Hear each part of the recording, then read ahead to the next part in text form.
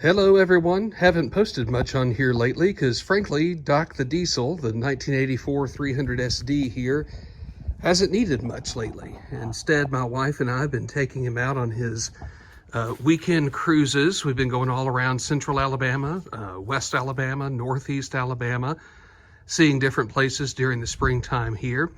It is pollen season in Alabama, so it's pretty hard to take him out for even just a short trip around town without getting some pollen all over him. Been working to try to keep him as clean as I can though.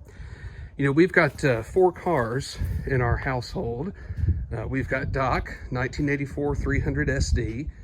Also have the 1999 E300 turbo diesel. That's a W210 with the 606 turbo diesel engine. Just a fantastic car.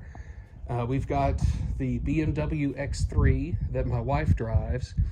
And we've held on to the old Chrysler Town & Country. It's sort of the workhorse vehicle of the family. I had a chance recently to take Doc up to Magic City Octane in Birmingham, a really great gathering of car enthusiasts. And what I liked about it was you don't have to have a mint condition, Concours, never been driven before car to participate and enjoy the show. In fact, I didn't register or put Doc in the actual gathering to begin with. And I got to talking to a guy and was telling him what I drove, and he said, "You need to pull that in over here. Some folks would like to see it," and indeed some folks did.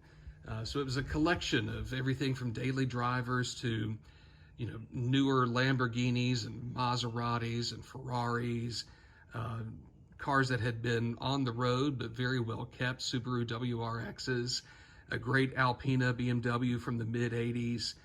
Speaking of town and countries, met a really great guy who is transformed his Town & Country into a pretty incredible vehicle. Wonderful old DeSoto. That was in really great shape and a car that was really ahead of its time. Basically a 3-row crossover from that era. So that was a really good gathering. Magic City Octane happens once a month in Birmingham, and most cities have similar gatherings of car enthusiasts. But now it's time to get under Doc's hood to take care of a small issue that I want to address. That issue is diesel return lines, basically the braided lines that you see running from injector to injector. And the short version is these lines take unused diesel fuel and then send it back to the tank. Over time, these lines will start to break down a bit and you'll get some moisture down at the bottom. You can see and feel where there's some wetness here from the diesel that has begun to come through. And it's not necessarily an emergency the first time you notice it, but it is something you want to keep check on, and a pretty easy fix to put some new return lines on there. With some of these, depending on how long yours have been on, depending on whether they've gotten themselves really tight on there, you may just be able to grab them from the middle and pull them up. But these do not want to come off too easily, so some angled pliers can be your friend when you're working to get these gently off. It's a little bit hard to record one hand and pull these off with the other, but after twisting and applying a little bit of pressure down on this one side, I was able to get this popped right off. And next, we'll try to get the other side off here. Here, by the way, you see the new length of diesel return line that I purchased. You can get this by the meter, and once you take a line off, you simply cut a section of new line that's the same length that you'll use to replace it. Now we'll put this back on the engine. I've got the first couple of them done here. Again, it is hard to hold the camera and change a line at the same time, but we've got a good snug fit on the new ones that are here. Used a pair of needle nose pliers to get down in there and to make sure that I was getting these set exactly where they need to be. These can be a little bit difficult to get onto those small nozzles or nipples there on the injector. So you may want to consider using a little bit of ATF or oil of some sort, just a little bit, to lubricate the end of your new lines, just enough to make it easier to get on from one section to the next. And before too long, we've got a new set of diesel return lines. I gave myself a little bit extra slack on number 5 here than I had before. As a consequence, though, you got to be pretty careful when you're using only a meter of line.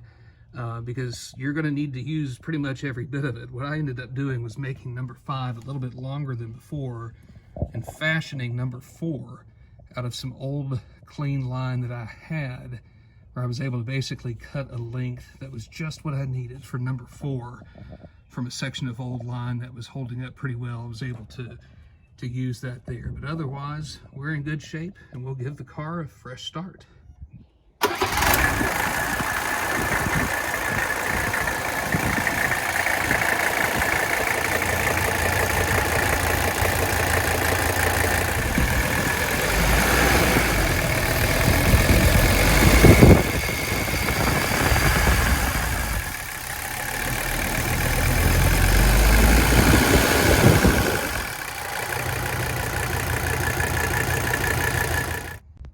After starting up the car there, revving up the engine several times, didn't see any moisture coming out around the lines or the injectors themselves.